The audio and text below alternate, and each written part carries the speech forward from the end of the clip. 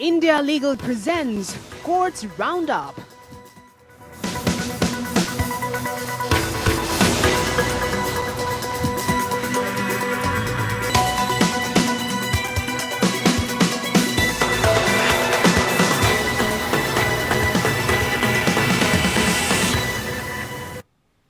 नमस्कार, courts roundup में स्वागत है आपका और मैं हूं आपके साथ नेहा दुबे। इस बुलेटिन में अगले आधे घंटे हम आपको कोर्ट से जुड़ी तमाम छोटी बड़ी खबरों से करवाएंगे रूबरू। कोर्ट की कार्रवाई और सुप्रीम कोर्ट से लेकर हाई कोर्ट और लोअर कोर्ट तक के फैसलों को रखेंगे आपके सामने। आगे बढ़ने से पहले एक नजर हेडलाइंस पर।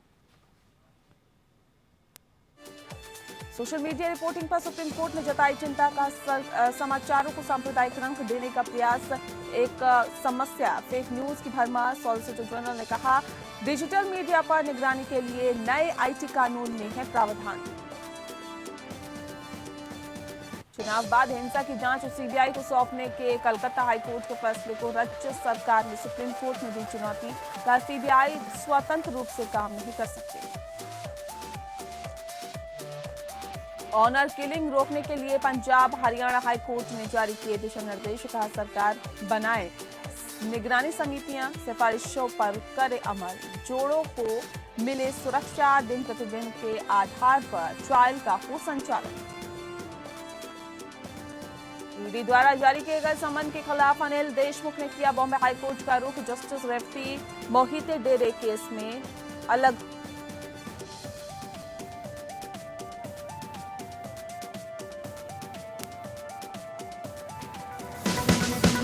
India Legal presents Courts Roundup.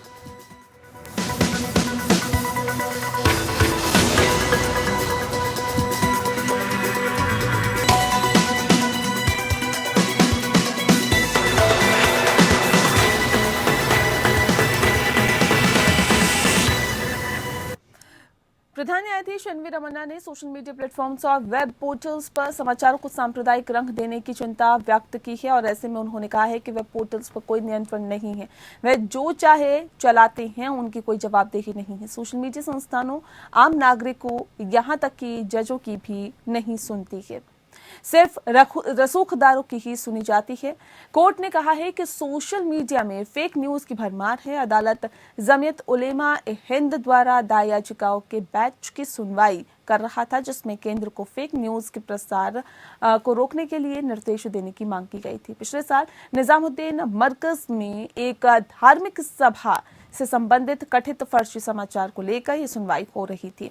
सुनवाई के दौरान सॉलिसिटर जनरल तुषार मेहता ने कहा कि डिजिटल मीडिया पर निगरानी के लिए नए आईटी कानून में प्रावधान रखा गया है। सुप्रीम कोर्ट ने बेलगाम वेब पोर्टल और यूट्यूब चैनल्स पर चिंता जताई है। इसके साथ साथ नए आईटी नियमों को चुनौती देने वाली जितनी भी याचिकाएं विभिन्न हाईकोर्ट्स में लंबित हैं, उनको सुप्रीम कोर्ट में ट्रांसफर करने का आदेश दिया है। अब इन पर एक साथ सुनवाई होगी।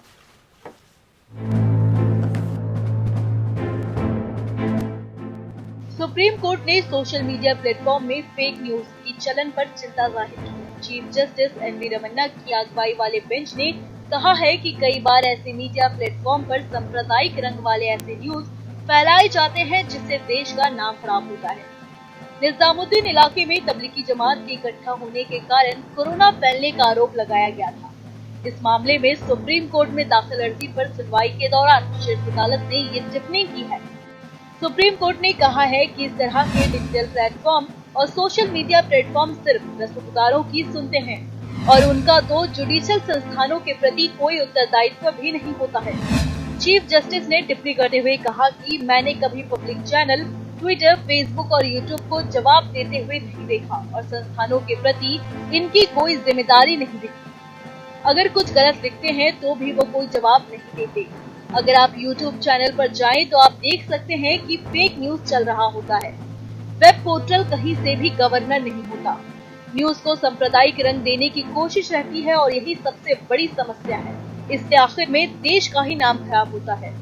इस दौरान सॉलिसिटर जनरल तुषार मेहता ने कहा कि नए आईटी रूल्स सोशल और डिजिटल मीडिया को रेगुलेट करने के लिए बनाया गया है और रेगुलेट करने का प्रयास किया गया है। जो मुद्दे बताए गए हैं उसे ही रेगुलेट करने के लिए आईटी रूल्स बनाया गया है। इस दौरान उन्होंने सुप्रीम कोर्ट से गुहार लगाई कि अलग अलग हाई कोर्ट में आईटी रूल्स को चुनौती देने वाली याचिका को सुप्रीम कोर्ट में ट्रांसफर किया जाए। उन्होंने कहा कि अलग अलग हाई कोर्ट अलग अलग आदेश पारित कर रहा है। पीठ में शामिल जस्टिस सूर्यकांत ने आईटी नियमों पर केंद्र की स्थानांतरण याचिकाओं के वर्तमान बेंच के साथ सूचीबद्ध करने पर सहमति व्यक्त की। याचिकाकर्ताओं को अपने प्रार्थना में संबोधन करने की छूट दी गई। मामले को 6 सप्ताह के बाद पोस्ट किया जाएगा। याचिकाओं में एक प्रतिवादी न्यूज ब्रॉडकास्ट एसोसिएशन ने पीठ को बताया कि केरल हाई कोर्ट ने उन्हें नए आईटी नियमों के तहत दंडात्मक कार्रवाई से अंतरिम संरक्षण प्रदान किया है। ये रिपोर्ट। राज्य में चुनाव बाद हिंसा के मामले की केंद्रीय जांच ब्यूरो से जांच कराने के कलकत्ता उच्च न्यायालय के आदेश को चुनौती देने वाली अपनी अपील में पश्चिम बंगाल सरकार ने उच्चतम न्यायालय से कहा है कि एजेंसी स्वतंत्र रूप से काम नहीं कर सकती। याचिका में कहा गया है कि राज्य में पिछले अनुभव ने दिखाया है कि सीबीआई स्वतंत्र रूप से कार्य नहीं कर सकती और अक्सर राज्य सरकार के अधिकारी, लोक सेवकों और राज्य के लोगों के प्रतिनिधियों को सताए जाने के लिए एक उपकरण के रूप में इस्तेमाल किया जाता है। एक ईमानदार और निष्पक्ष जांच की उम्मीद नहीं की जा सकती। विशेष रूप से पश्चिम बंगाल राज्य के संदर्भ में सीबीआई निष्पक्षता से काम नहीं कर सकती है। राज्य ने यह भी प्रस्तुत किया है कि एजेंसी का समय पर आरोप पत्र दाखिल करने और दोष सिद्ध करने में ट्रैक रिकॉर्ड बेहद खराब है। इस संबंध में संसद सदस्यों और विधानसभा के सदस्यों या विधायकों के खिलाफ लंबित सीबीआई और प्रवर्तन निदेशालय ईडी के मामलों से संबंधित सुप्रीम कोर्ट के आदेश का संदर्भ दिया जाता है। कैसे सीबीआई किसी मामले की समय पर जांच नहीं कर सकती। ये भी तर्क दिया जाता है कि मामलों को सीबीआई के स्थानांतरित करने का उच्च न्यायालय का निर्देश सर्वोच्च न्यायालय द्वारा निर्धारित सिद्धांतों के अनुसार नहीं था। पश्चिम बंगाल सरकार ने आगे कहा कि राज्य में चुनाव बाद हिंसा के कथित मामलों की जांच के लिए राष्ट्रीय मानवाधिकार आयोग एनएचआरसी के अध्यक्ष न्यायमूर्ति सेवानिवृत्त अरुण मिश्रा द्वारा नियुक्त समिति पक्षपाती थी। इस समिति द्वारा प्रस्तुत रिपोर्ट गंभीर अपराध के मामलों को सीबीआई को हस्तांतरित करने के उच्च न्यायालय के फैसले का आधार थी।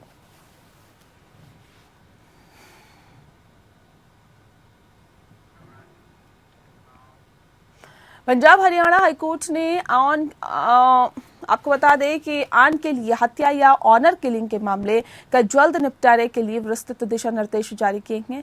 आन के लिए हत्या के बढ़ते मामलों को लेकर संज्ञान लिया और सुनवाई के दौरान हाईकोर्ट ने अपने अधीन आने वाले सभी सेशन जजों को आदेश दिया है कि इन मामलों का जल्द निपटारा करने के लिए विशेष अदालत में सुनवाई होनी चाहिए। जिन अदालतों को ये केस सौंपे जाए उन्हें हिदायत दी जाए कि उनका ट्रायल 6 महीने के भीतर निपटाना है। दरअसल हरियाणा और पंजाब की सरकारों को 1 महीने के भीतर समितियां बनानी होगी जो मामलों पर नजर रखेगी। इनकी सिफारिशों पर सरकार को कार्य करना अनिवार्य होगा।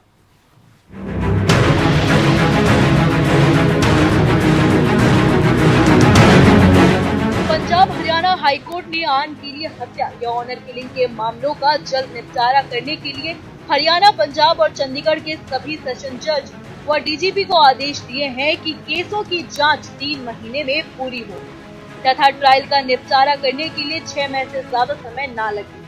हाईकोर्ट ने कहा है कि भले ही गवाहों को बुलाने के लिए सख्ती करनी पड़े या रोज सुनवाई करनी पड़े, परंतु ट्रायल को लटकने न दिया जाए। पंजाब और हरियाणा उच्च न्यायालय ने राज्य सरकार, पुलिस, अधीनस्थ अदालतों और राज्य कानूनी सेवा प्राधिकरणों को राज्य में ऑनर किलिंग के मामले में उचित जांच, सबूत एकत्र करने और त्वरित सुनवाई सुनिश्चित करने के लिए निर्देश जारी किए। हालांकि अदालत ने आरोपी को जमानत दे दी है, लेकिन सुप्रीम कोर्ट द्वारा पारित निर्णयों पर चर्चा करना उचित समझा। ऑनर किलिंग मामले में 2 आरोपियों की जमानत अर्जी पर सुनवाई करते हुए जस्टिस अरुण कुमार त्यागी ने निर्देश दिए। पंजाब और हरियाणा की सरकारों को 1 महीने के भीतर समितियां बनानी होंगी जो कोर्ट के दिशा निर्देशों के अनुपालन रिपोर्ट देगी। पुलिस स्पेशल सेल बनाई जाएंगी जो सुरक्षा मांगने वाले जोड़ों का डाटाबेस तैयार करेगा। पुलिस 24 घंटे की हेल्पलाइन बनाएगी। ऑनर किलिंग के खिलाफ किसी भी तरह की हिंसा की सूचना मिलने पर तत्काल प्राथमिकी दर्ज की जाए। दंपति या परिवार को सुरक्षा प्रदान करने के लिए तत्काल कदम उठाए जाए। निर्देशों का पालन करने में किसी भी पुलिस अधिकारी द्वारा किसी भी विफलता को कदाचार माना जाएगा। सुनिश्चित करें कि ऑनर किलिंग के मामले न्यायालय या फास्ट ट्रैक कोर्ट को सौंपे गए हों। सर्वोच्च न्यायालय के दिशानुसार 6 महीने की अवधि के भीतर ऐसे मामलों का त्वरित निस्तारण सुनिश्चित करें। जहां तक संभव हो दिन प्रतिदिन के आधार पर ट्रायल का संचालन करें। संबंधित अदालत उन गवाहों के खिलाफ उचित कार्रवाई करेगी जो उसके सामने पेश होने में विफल रहते हैं। यदि 6 महीने की अवधि के भीतर परीक्षण समाप्त नहीं होता है तो न्यायालय प्रगति रिपोर्ट उच्च न्यायालय को समय विस्तार के लिए प्रस्तुत करेगा। पारित सामान्य निर्देशों के अलावा अदालत ने हरियाणा राज्य कानूनी सेवा प्राधिकरण को 3 महीने के भीतर ऑनर किलिंग के पीड़ित के कानूनी वारिसों को मुआवजा देने के लिए कदम उठाने का भी निर्देश दिया है। दिल्ली हाईकोर्ट ने दिल्ली दंगों के एक मामले में अतीर के खिलाफ दर्ज 5 प्राथमिकी को ये कहते हुए रद्द कर दिया कि एक व्यक्ति के खिलाफ एक ही घटना के लिए 5 अलग अलग प्राथमिकी दर्ज नहीं की जा सकती। न्यायमूर्ति सुब्रमण्यम प्रसाद ने कहा कि इस विषय पर मामला कानून भारत के सर्वोच्च न्यायालय द्वारा प्रतिपादित सिद्धांतों के अनुरूप तय किया गया है। एक या अधिक संज्ञेय अपराध को जन्म देने वाले एक ही संज्ञेय अपराध या एक ही घटना के संबंध में कोई दूसरी प्राथमिकी और कोई नई जांच नहीं हो सकती। मुख्य प्राथमिकी दंगों के दौरान घर में घुसकर आग लगाने का आरोप लगाते हुए एक शिकायत के आधार पर दर्ज की गई थी। याचिकाकर्ता अतीर का मामला था कि सभी 5 प्राथमिकी एक ही घटना के संबंध में हैं और एक ही परिवार के विभिन्न सदस्यों द्वारा दायर की गई है। इसीलिए ये प्रस्तुत किया गया कि एक ही अपराध के संबंध में लगातार प्राथमिकी दर्ज नहीं की जा सकती, क्योंकि ये सीधे टीटी एंटनी के फैसले में निर्धारित सिद्धांतों के तहत आती है। और दूसरी ओर एसपीपी ने प्रस्तुत किया है कि याचिका अनुचित है और ये खारिज करने योग्य है। अभियोजन पक्ष के अनुसार ये प्रदर्शित करने के लिए साइट योजना पर भरोसा किया गया था। प्राथमिकी में आग लगने की प्रत्येक घटना अलग अलग संपत्तियों के संबंध में थी और जले हुए परिसर के निवासियों को व्यक्तिगत रूप से नुकसान हुआ था। कोर्ट ने यह भी कहा कि अगर आरोपी के खिलाफ कोई साक्ष्य मिले हैं तो उसे मुख्य एफआईआर यानी कि एफआईआर में रिकॉर्ड पर रखा जा सकता है।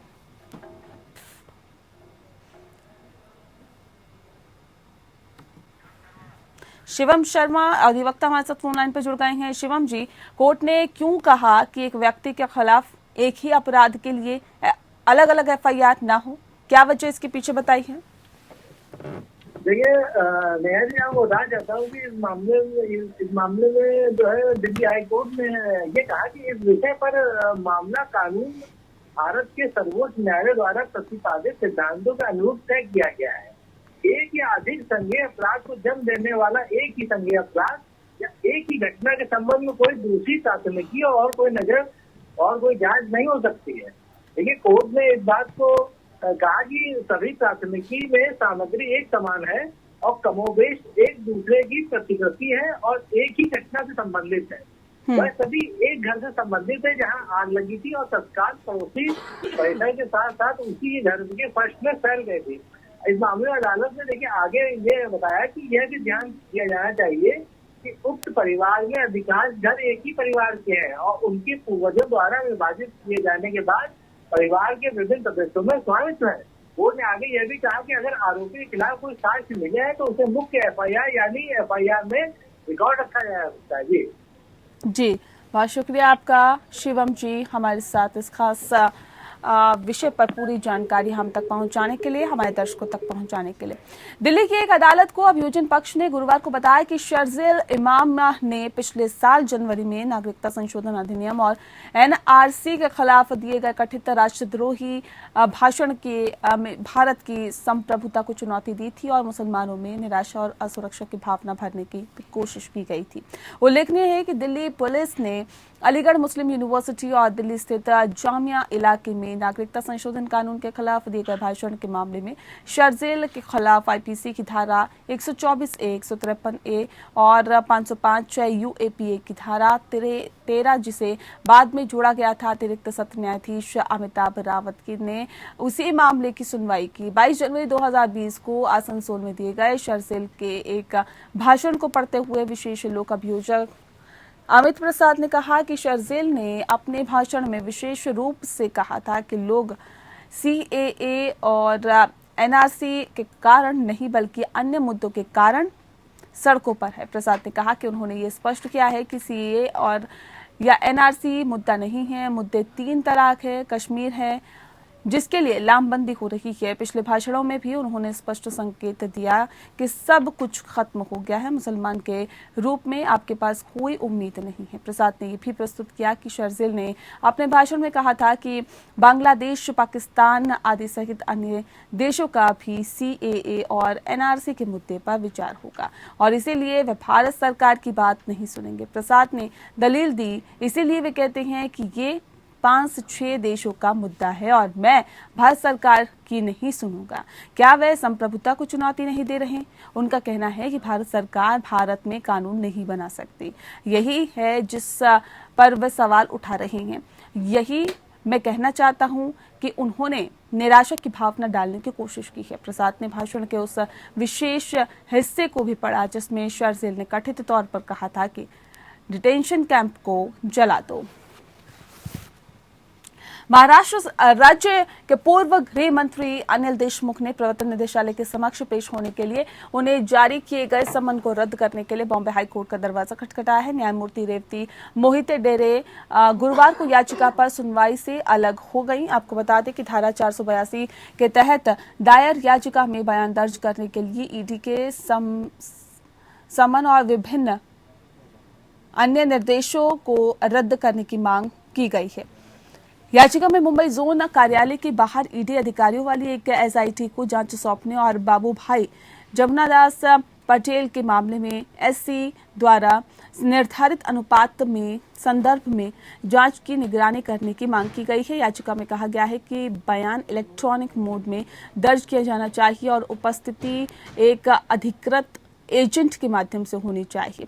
ईडी देशमुख के खिलाफ मनी लॉन्ड्रिंग मामले में सीबीआई की भ्रष्टाचार प्राथमिकी के आधार पर उनके खिलाफ की जांच कर रही है, जिसमें मुंबई पुलिस के पूर्व पुलिस आयुक्त परमबीर सिंह के आरोप लगाया है कि देशमुख ने निलंबित मुंबई पुलिस सहायक पुलिस निरीक्षक एपीआई सचिन वाजे को मुंबई में एक बार और रेस्टोरेंट से 1 महीने में 100 करोड़ रुपए से अधिक की उगाही करने के लिए कहा था।